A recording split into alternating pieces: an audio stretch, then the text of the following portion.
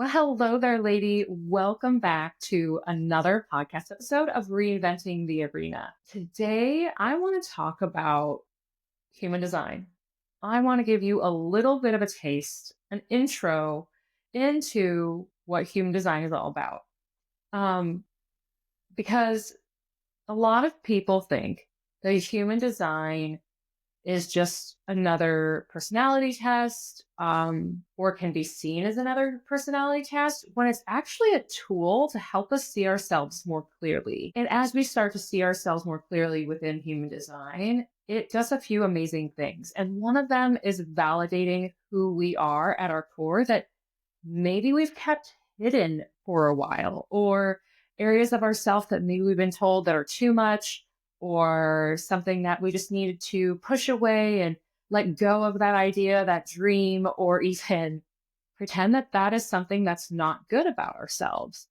And, when you get to know someone, especially in a romantic relationship, you want to uncover these areas in order to see if you can show up as your full self, because that is the ideal relationship, is being able to not only step into your authentic self and be that person who's fully aligned, which does take time, but to be that person who is authentic with themselves in a relationship allows that relationship to flourish. It also allows the other person to show up as their authentic selves, because they know that when you do it and they accept it, that more than likely you will do the same, unless for some reason they've been out of alignment and giving you a smoke screen. So human design also makes us more aware of where we're not showing up, like that smoke screen I just mentioned. And it also shows us areas where we might need a little bit more attention, whether that's giving ourselves a little bit more self-love, a little bit more of a pep talk, also setting boundaries, also realizing maybe we do need to speak up here and not speak up in these other areas. There's just so much within human design that I can't even tell you how many hours we could talk about it. But today, I just want to give you a simplistic overview, as much as possible. So, your energy flows throughout the day, and so does the energy within your chart. So, no matter what, based off of your chart, you always have access to the energy within yourself. And you just need to learn how to give yourself permission to use it once you are aware of it. So, human design is what I would say a melting pot of different sciences and religions that have created your human design chart, which is also known as a body graph. It combines mostly astrology, I Ching, quantum physics, which includes like your aura and how your energy flows. It includes Kabbalah, because it actually gets into the tree of life with the channels. And then there's also the centers, and the centers are really relate to the chakra system. And in the chakra system, just some of the basic chakras are seven that you have heard of. But in human design, there's actually nine centers, but they're all still related to areas such as the chakras.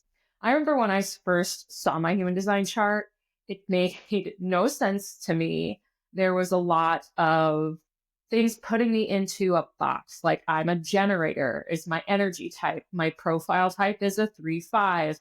I have these two centers defined. I have one channel. I have these gates, are also known as gifts.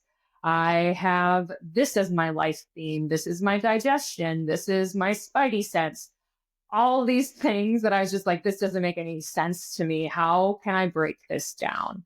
And over time, I realized that a lot of us, because we're so used to taking those corporate tests or assessments and those personality quizzes, of like, what type of pizza are you? Or what type of shoe would best fit your personality?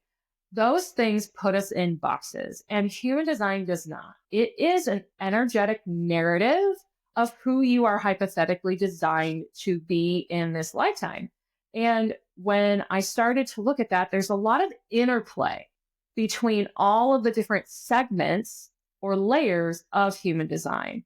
So I want you to think about when you've seen a puppy or a kitten or a baby look in a mirror for the first time. It's somewhat confused. It's somewhat excited. It jumps one way and it sees its reflection and doesn't know how to react, or it does and is like, who is this? Who is coming at me or trying to paw at me, or who is laughing at me? And eventually the puppy, the kitten, the child starts to realize that reflection is itself. It might not be the first time. It might not be the second time. But as the puppy, kitten, and child age into a dog, a cat, and an older adult, they start to see that reflection. That is the power of your human design chart. In the beginning, it doesn't seem to make sense. But as you start to uncover more layers of it and actually spend time with it, you'll begin to uncover and see parts of you within your chart. And as you continue to do that, more and more will also come out. So overall, human design is this reflective sort of experience leading to further self-discovery, which is why I love it as a self-transformational tool. So with everything that human design combines, like I mentioned earlier, it not only creates multiple layers, but it creates numerous paths for you to take to start uncovering your energy. This is why your birth date, your birth time, and your birth location is really important in order to finalize your birth chart. So when you're first starting out in human design, the most important aspect to learn about your chart is your energy type. And this one layer is going to help you with not only to create your decisions, to know what success looks like for you, but it's going to help you step into that energetic alignment that will help guide you through the nuances of your chart. When I first started learning about human design in depth, when I started this process really first for self-discovery, I didn't understand how the 5 energy types really work together, but they do. And when I started studying more in order to incorporate this into my coaching practice, my mentor had a wonderful analogy. So I'm going to share that with you right now. Just a brief way of showing you how these 5 types work together, as well as how they stand apart. So I want you to imagine that the community, the collective, is in a valley. There is no shelter, there is no water, there's no food, but it is a group of people who are determined to evolve. They are willing to do what it takes to move forward and out of their current circumstance. So, in order to do that, the manifestor makes the decision to initiate. They decide to tell people, to inform the group, hey, I'm going to break off from the group right now and I'm going to go look for a place for us to live. So the manifestor runs up the hill and starts scouting. The manifestor could be like a group of people here, but the manifestors in general run up the hill and they start looking around. They're trying to find the perfect place based off of what they believe will be best for the community, not just for themselves.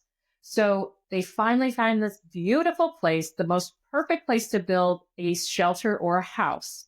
And by doing so, they run back down to the valley and they find the community and say, hey, I found the most perfect place to live and we need to build a house, but I'm not the one to do it. So the person that steps forward, or the group that steps forward, are the projectors. The projectors are basically the architects. They are going to guide us and to survey the land to see if it is fit for us to build a house on. They're going to say what we need to build the house. They're going to design the house. They're going to even design a system for us to live by as a community, as a whole, in harmony. So once the projectors have gone up the hill, surveyed the land, and looked at everything, and then created that design for the house, they need someone to build it. They need someone who wants to build it.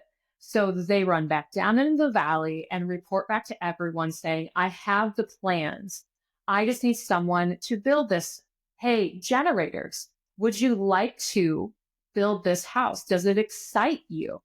And the generators look over the plans and they say, yeah, I love creating. I love building. I could do this for hours on end. Please give me the plans. Please give me the directions. I want to do this.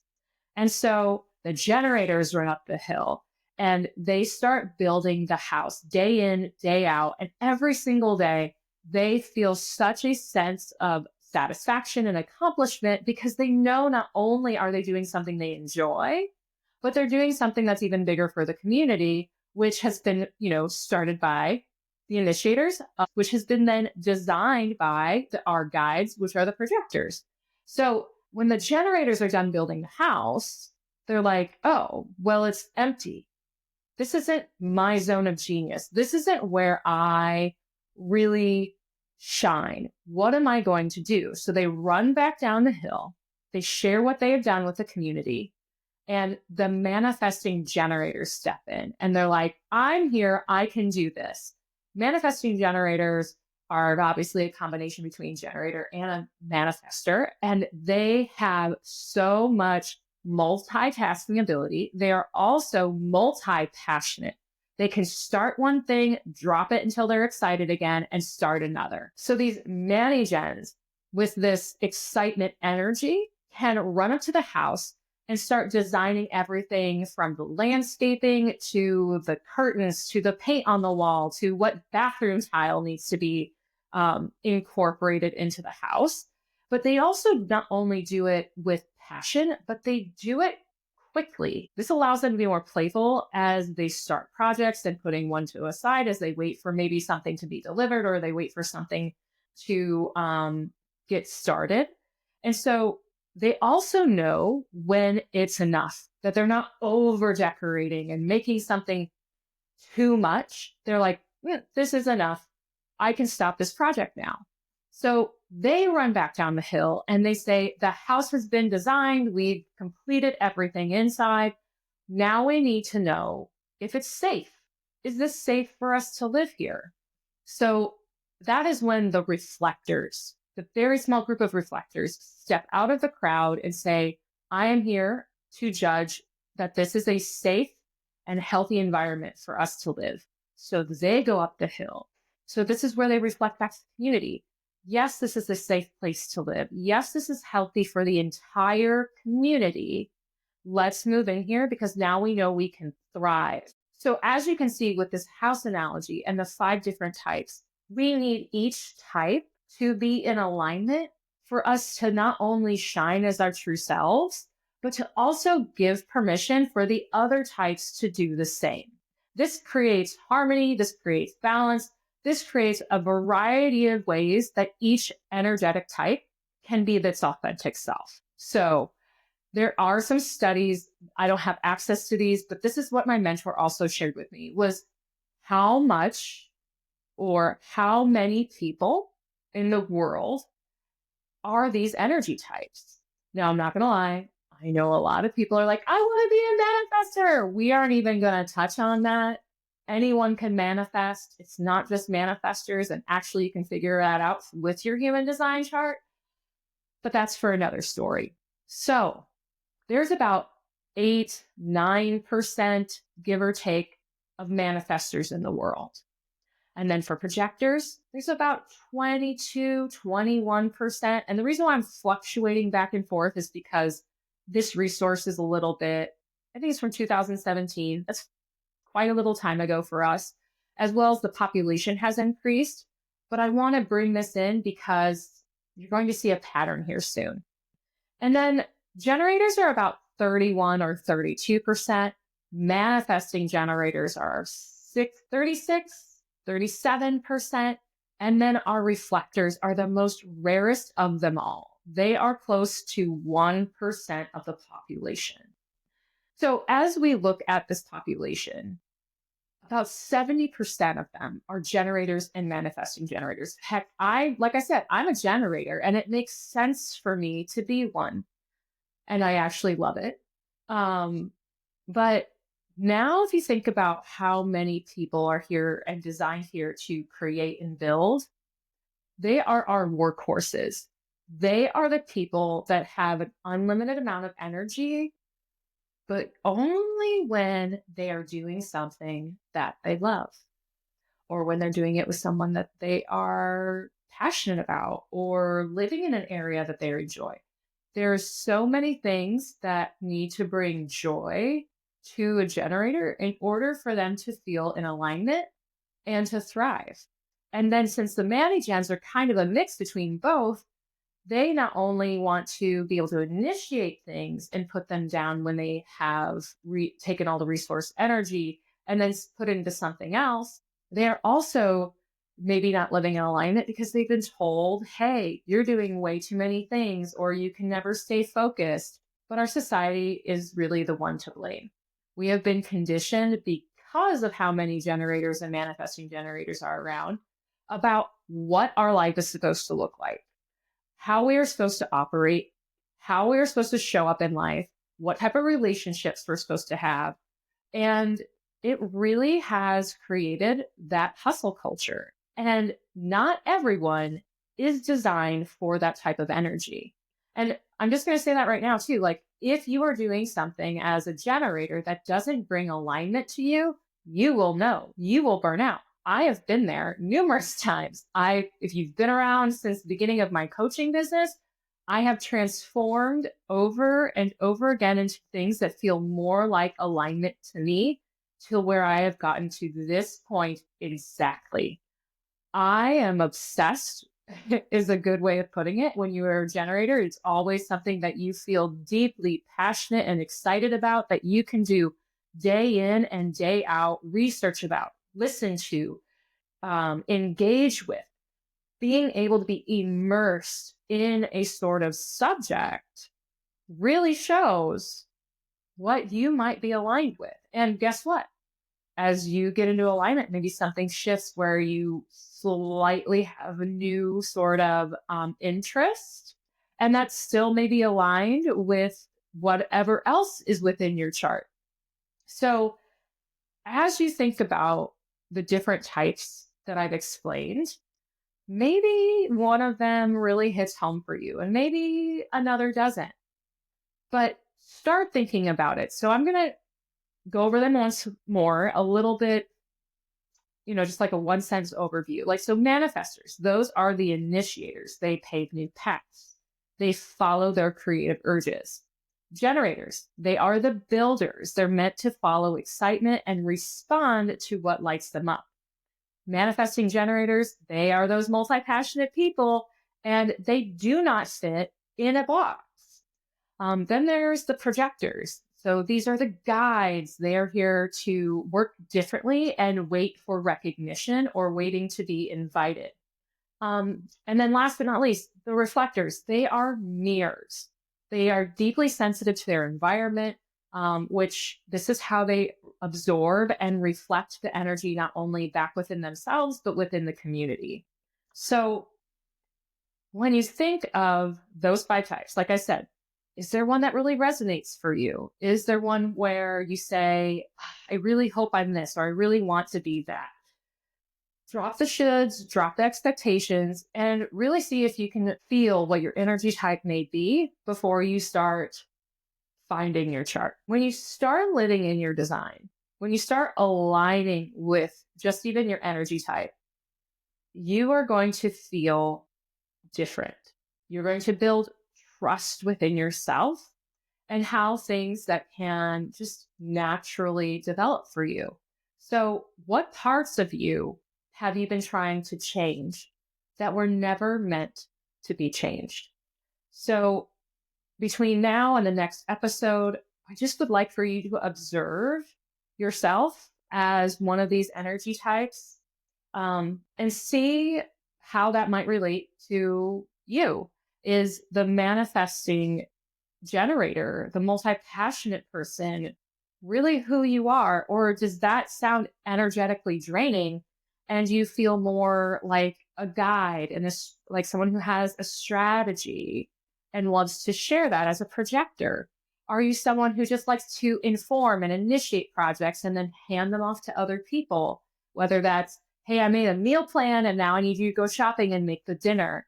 Whatever it is, try to notice how you show up as yourself in these energetic patterns. All right, lady, I hope you enjoyed this episode. I'm excited to start dabbling and bringing human design to you in different ways. So let me know if you enjoyed this episode. Reach out to me on Instagram. What you think your energy type might be would also be fun. Coming soon on my website, I am going to have a way for you to pull a report for your human design chart. So stay tuned more for that, and I will be back with you soon.